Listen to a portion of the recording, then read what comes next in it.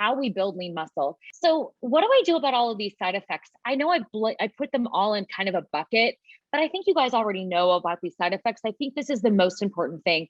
Well, the number one thing we talked about is to build lean muscle. So what should I do? Well, let's move into the shoulds. This is a nice big bucket of shoulds, and we really want to think about, this is sort of the general guideline or recommendation. I always tell people, you don't have to get here tomorrow, nor do you have to get here in a month.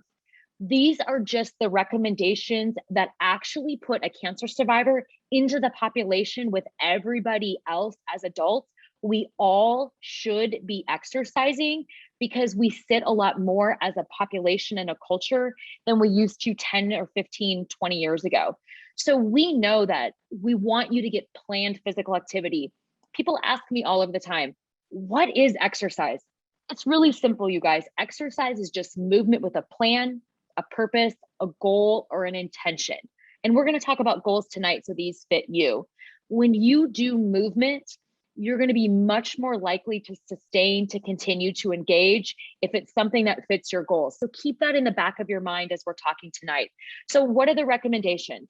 It's 150 minutes of moderate exercise per week. You will see this in the follow-up materials, but moderate intensity exercise is actually something that should make you feel breathy, but not exhausted.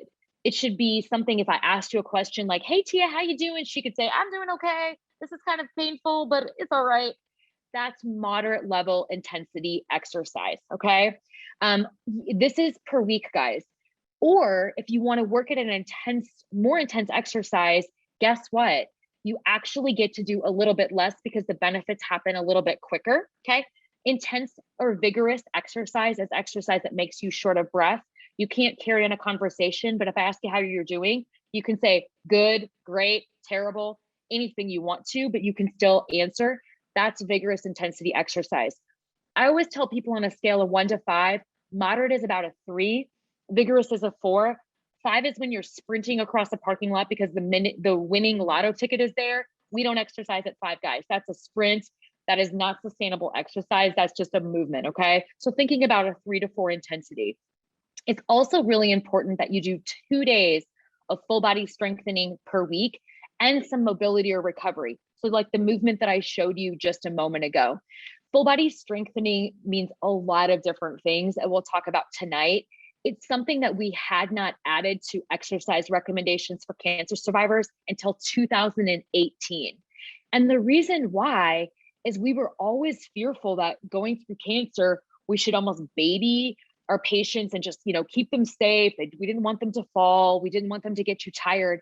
And what we really realized as exercise professionals, that one of the most important things was just avoiding inactivity, because inactivity means deconditioning. Deconditioning means when you go to Costco, or you go to do a load of laundry and you have to carry it up the stairs, or you want to walk your dog or play with your kids, you don't have the muscle mass to be able to do a lot of those activities. These, again, are total weekly goals, okay? So what is the component of an exercise program? Resistance training, which we'll talk about. You can use weights. You can use body weight, which is what we're going to do tonight. You can use bands. You can use anything that you want to. The goal of resistance training is just to overload muscle, okay? So you might have felt a little burning in your shoulders during that just movement that we did, because we were actually stimulating those muscles to lift those arms all the way through range of motion. So you might have been doing resistance training depending on your level tonight, just a moment ago. Aerobic exercise is exercise that increases your heart rate. So it's walking, swimming, dancing. It can be any of these movements that are considered to be something that's sustainable over a period of time, that your heart rate comes up. You might get a little bit breathy feeling, but your muscles don't really start to burn. That's typically considered to be more aerobic exercise. But obviously these systems work together. Your core. A lot of people say to me, especially when they gain the belly fat, they really want to target the core.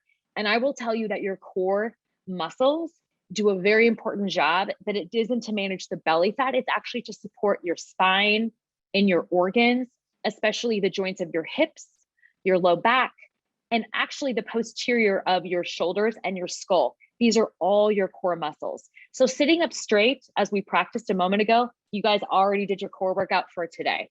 So if you've adjusted and you're relaxing, I'm going to tell you to sit back up again, because this engages the core muscles right here, seated in this movement, in this posture. The last two are not always as prioritized, because I feel like people want to achieve something different with their exercise plan. It's flexibility, range of motion. This could be anything from stretching or a movement that goes through a full movement pattern of the joint. Okay. So flexibility of the shoulder is this movement that we did earlier. I'm working through the full range of motion of my shoulder. Okay. Turning my arm in this way can be working my rotator cuff, is actually a flexibility exercise. Okay. So it also could be stretching.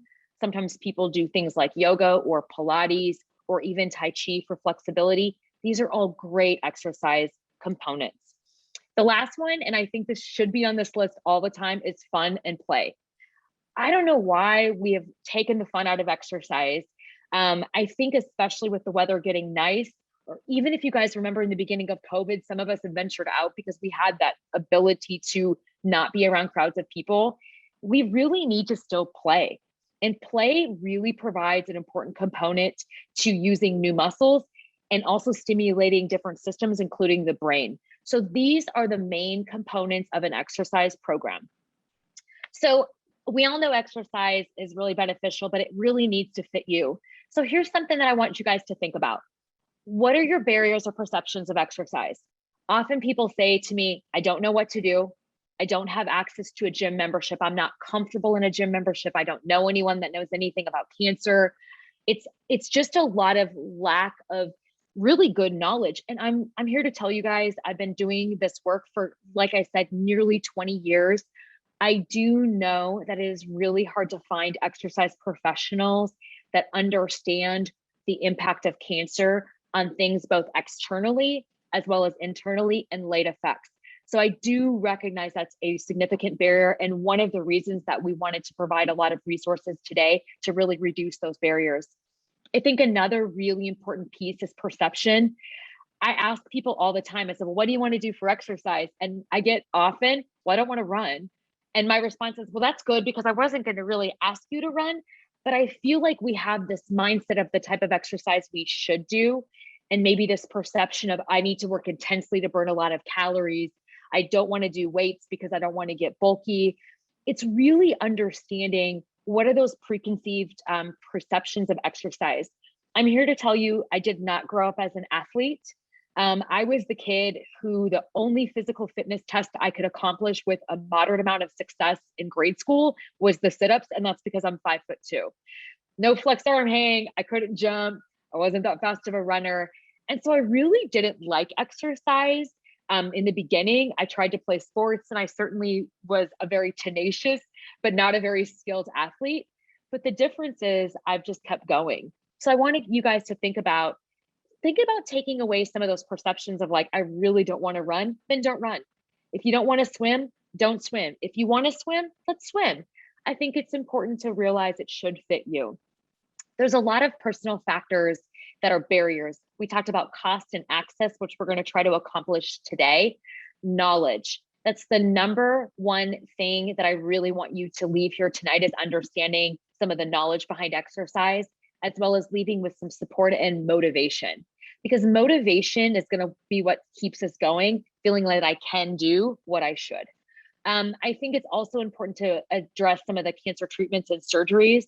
I will tell you that as an exercise professional, and I've spent a lot of time in breast cancer, I find that it's one of the most complicated barriers, multi-surgery restrictions related to exercise, because a lot of our folks are constantly getting 6-week restrictions of no lifting. So I want you to really think about this, and that is a very realistic reason that there's so much muscle mass lost. But again, we're going to look forward, not backwards, and understand that's something that we can overcome. Time. We really need to be mindful of our time. Time is very valuable. And so today we're going to do a 4-minute workout together if you want to participate, and you will see that it's only 4 minutes or even just a few minutes at a time, you can get a nice exercise burst in and feel really good about that result. Comfort and desire is another one. I'm going to tell you guys something. Exercise isn't always going to feel comfortable, and it's not painful necessarily. Okay. We don't want to think about orthopedic pain, but we want to think about making your muscles slightly uncomfortable, because that's going to help them grow. So as we move into this, we're going to come back to a couple of these things in a moment. I really want to talk about this piece, which is called getting your dose, your daily dose of exercise. I think it's really beneficial to understand some of the various components of what exercise produces. There's 4 main neurohormones, okay? They are produced quickly when you move, but they also dissipate quite quickly, which is why a lot of times you need to keep doing these movements to get these little bursts of these neurohormones, okay? So there's 4 different hormones that I want to talk about. Dopamine, which is a reward chemical. Oxytocin, love hormone, okay? Serotonin is your mood stabilizer. If anybody has dealt with anxiety or depression and you're on a serotonin drug, okay? This is something that we know is produced in the brain and why exercise is really beneficial. Endorphins, what most people associate with exercise, is a natural painkiller. So how do you get these things? Is it really the same exercise? The answer is no. So I want to talk a little bit about this because I think this is really, really helpful. People often say to me, how do you stay motivated? Well, I find that mixing up your exercise and your modality is really helpful because it produces all of these different neurohormones that help you every day feel more motivated and continually motivated to do your exercise. So the number 1 neurohormone is dopamine. We talk about dopamine a lot because it's one of the hormones that helps with productivity. I just got a doodle drop in, guys. This is my doodle, Ruth Ginsburg. Yes, she's actually, that is her name. So dopamine, you guys, is one of those things that comes when you complete a workout. If anybody has an Apple Watch, this is why we get so excited when we close our rings, because we find success in completing the task. Those daily steps or move goals, when your watch vibrates and reminds you, that's a hit of dopamine. It's a great way to help you feel better. Simple. I really find that even adjusting my goals on my Apple Watch down to where I know I'm going to hit them every day is much more rewarding than pushing myself to be really reaching those goals that I think are going to be very difficult to reach. It's kind of fun when you get your ring and it's only noon. It's also really beneficial to realize that this is why a lot of people participate in 5Ks, which I know we're not doing as much right now in person, but doing these types of exercise events actually creates a hit of dopamine because we're finishing it. We have our little reward. You have your t-shirt to celebrate. Every time you put that t-shirt on, you get that dopamine reminder of feeling good that you accomplished something. Oxytocin is a really interesting hormone related to exercise. And I think one of those things that we did not realize was vastly affected, especially during COVID. Oxytocin is produced from things that are related to like enjoyment, community, connection. So when we were in COVID and we couldn't like hug people, we were all wearing masks and you couldn't see people smiling. A lot of us recognized that we just didn't feel as up because we didn't know that we were low, our oxytocin production and just general amount in our body was reduced. So I don't know about you guys, when we first put masks on, I just felt really lost that I couldn't figure out how to smile at people. And I kept really making sure I could smile with my eyes because I wanted to make those connections. So how do you get oxytocin from working out? Here's some great ideas. Joining a private or Facebook page, being part of the LBBC community, chat boards, connection, getting to know people that might be your friends and saying, hey, I did my workout today. I did my core exercises or my walk around the block. Those things all produce oxytocin. Dancing. So I have a habit of putting music on and kind of moving around the kitchen because I also enjoy cooking. It's a great way to get oxytocin because it's a really flowy movement-based activity.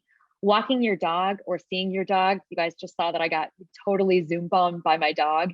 Having Ruth around me is a great way to produce oxytocin because it's a great connection and a great energy.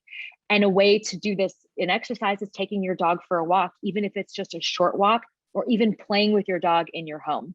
Exercising with others, virtually or in person, great way to produce oxytocin.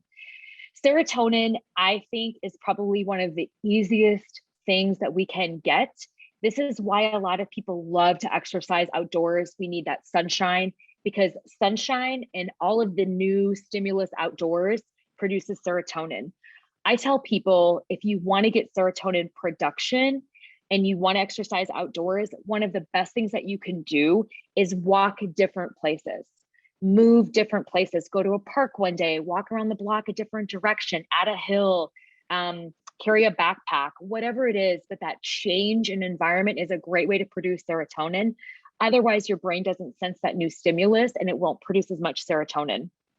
Yoga is a really great way to also produce serotonin because it typically is a little bit more breath work related, and that stimulates different aspects of your body. Endorphins. This is the one that we normally know to be exercise driven. This is actually going to be the one that's produced the most from strength and resistance training, and also what I call HIIT or burst exercises. We are going to do a Tabata here in a few minutes, so stay tuned for that. We're going to get your endorphins going if you want to join us on that piece tonight. But these types of movements, things that are a little bit more intense, but they can be short and they can be definitely personal to you, are the ones that actually produce the endorphins. Okay, so I want to talk a little bit about what are the components of the plan. If you've got a piece of paper, guys, this is a great place to start kind of writing some notes. There's a lot of different modalities for exercise. Everything from body weight and dumbbells. You see they have an R here, that means resistance, walking aerobic. These are all the different modalities. There's a ton of different places that you can do exercise. You can go to you can work out in your home, a gym, a yoga or Pilates studio, YouTube, Zoom. COVID has really given us a ton of different options for exercise. I have really found a lot more love in YouTube videos, because after a busy day, sometimes I don't want to think about my workouts. I put on a YouTube video and just follow it from home. Sometimes I don't even put shoes on. It's really a great way to do a lot of those pieces. After tonight, you guys will receive a 10-minute demo video where you can do from your home for all different levels, just on demand, that will coach you through. So let's talk about intensity. So remember, it's 150 minutes per week is the recommendation. That breaks down to 22 minutes a day of total exercise or planned movement. You can break that up into 3 to 5 minute blocks, which we're going to do tonight, or you can do something a little bit longer. You can add strength and resistance and a short walk together and work up to 10 or even 20 minutes. You can do it in one or multi-sessions. So there's a lot of great different ways to get in your exercise program. What I want you to do if you're taking notes is think about, what do I have time for? What do I have access to? Do I have access to anything in my home? Do I need YouTube? If you're of a Medicare age, Silver Sneakers is a free program. What is it that where do I want to start with this? Okay. And as we do this, I'm going to walk you through a couple of samples. So I want to talk to you about, what does a sample program look like for somebody? So everybody meet Julie. Julie is 62 years old. She's a school teacher. She loves to do a lot of activities that are actually more sedentary. Nothing wrong with that, but she loves to read. I do too. It's hard to read and walk. She loves to knit. She's very creative. She really enjoys a lot of these activities. You can see a little bit about her treatment and her surgeries here. She's reported no lymphedema, but definitely limited range of motion. She thinks it's also because she's been a teacher. She's been kind of looking down at her students for a number of years, and she just tends to be more protective of her shoulders. So she reports a lot of challenges with fatigue, just doesn't feel as vigorous as she used to, especially after she completed radiation. She's got a lot of low back pain, especially after she works in her yard, which she likes to do, but she'd still rather read. She likes to walk with her 2 miles with a friend, but at a comfortable pace. Her biggest concern is she's gained 15 pounds, mostly in her tummy. Well, Julie's on an aromatase inhibitor. She's 62 years old, so she's probably lost a significant amount of lean muscle mass, which is contributing to her weight gain. We're not really worried about nutrition. We want to focus on her exercise. So what would I recommend for Julie? Well, Julie really wants to exercise at home. She's most comfortable there. So we're giving her a home resistance exercise program 3 times a week. It's only 10 or 15 minutes, depending on how quickly she moves, how many sets she does. focusing on large muscle groups only. So we're not so worried about those little biceps. We're doing things like countertop push-ups, which are great. So every day you'll see before she brushes her teeth, she does 20 push-ups on her countertop in her vanity. And she's built that into her habit. She said, it only takes me a minute, so I might as well just go ahead and get it done. And she's noticed more strength and flexibility in her chest. She wants to keep walking with her friend. She finds that's really helpful for her. As we mentioned, it produces oxytocin. So I've suggested that she plans her routes, and they change the routes up frequently. So Julie and her friend mix up who decides where they're going to walk this week. And they try to mix it up because they really want to have that brain stimulation. She definitely has a little bit of shoulder range of motion difficulty. If it doesn't improve, then we definitely want to have her evaluated just with a lymphedema therapist. But right now, it's really not a concern. So this is a little bit about Julie's program. Is Julie meeting the recommendations for physical activity? Yes. Is she starting this immediately? She is, but we've slowed down her program to a shorter period of time, just starting with 5 minutes of her exercises and then working them up. So she's getting to that 15 and 20 minutes. All right, let's meet another person. Let's meet Carla. So Carla's a little bit different. She's 41, a little bit younger. She's in a technology job, so she spends a lot of time on her computer. She's working remotely. She's married. She has 2 children under 9. So they're having a more active schedule, especially right now. It's really important to know that she loves to cook, work in a yard, and she just wants to hang out with her kids. Julie also has metastatic disease. She's on IV immunotherapy with her 3rd-line treatment. She was diagnosed 2 years ago. She's got bone mets. So what should Julie do, especially from a resistance training perspective? Well, she definitely needs to keep her bones strong, and she needs to keep her muscles strong to support her bones. So she's really reporting a lot of things like fatigue. She's spending a lot of time seated. She's definitely not as active as she used to be, especially with COVID, but now she feels like she's been rushing to get a lot of things done. She doesn't sleep really well, which she reports largely is related to anxiety and just not feeling really comfortable, back pain and a little bit of just joint pain. And so she really wants to get kind of more planned as far as like, what should she do? Her weight is stable, but she definitely noticed she doesn't have enough muscle. She used to be active and she used to love running 5Ks, all about those medals. So what should Carla do? Well, first thing that we started with is 10 minutes of daily planned exercise. We fit that into her workday, 5 minutes in the morning and 5 minutes at her lunch. She knew she could fit this in because she had these built-in time blocks from meetings. She just knew what she knew she needed to do it right at her desk. We alternated her modalities of resistance, aerobic, and recovery. So each day she did one thing and she alternated what her focus was per day, just in 10 minutes. We did a burst of higher intensity movement because I really wanted her to get those endorphins. And because we had a really short period of time for recovery, she said, I don't want to think anymore. So we started looking at yoga YouTube videos. And there's a lot of different capacities of yoga YouTube videos. So this was a really great way that she could exercise from home. And her kids loved to do this with her. So this is Carla's workout plan. Is she meeting her exercise recommendations? She is, because remember, for vigorous intensity exercise, which a Tabata or burst would fulfill, she's actually getting the 75 minutes in per week. So both Carla and Julie are meeting those exercise recommendations, which is very little planning.